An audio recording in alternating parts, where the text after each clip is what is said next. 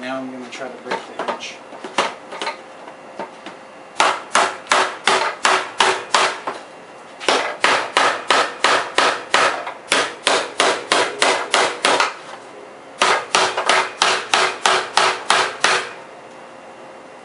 Still perfectly intact. Hasn't come up at all.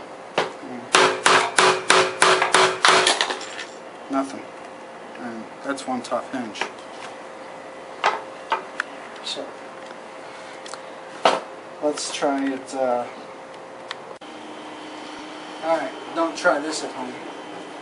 Let's see what this hinge can handle.